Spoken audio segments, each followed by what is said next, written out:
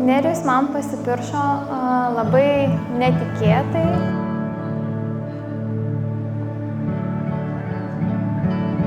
Man tai buvo didelis netikėtumas.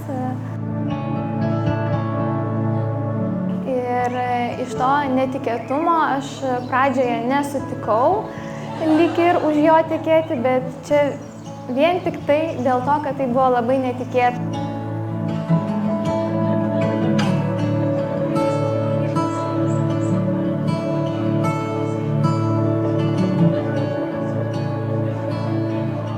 Pamenu, esu vienam klasiokui sakęs, sakau, žiūrėk, sakau, užaugusi bus labai graži, sakau, mergina.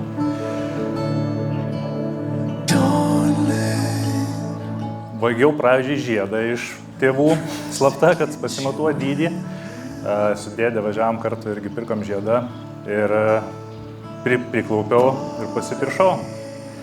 Ir kas juokingiausia buvo, tai kad pirmieji žodžiai buvo, tai gal nereikia.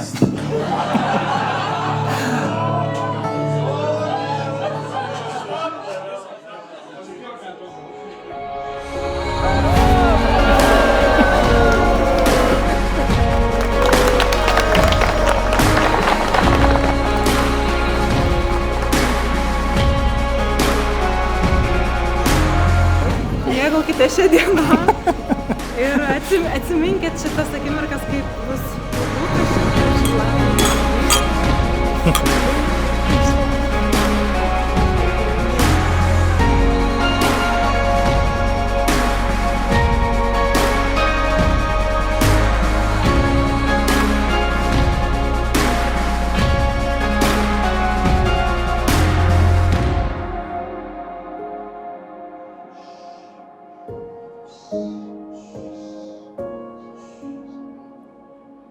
Viskas.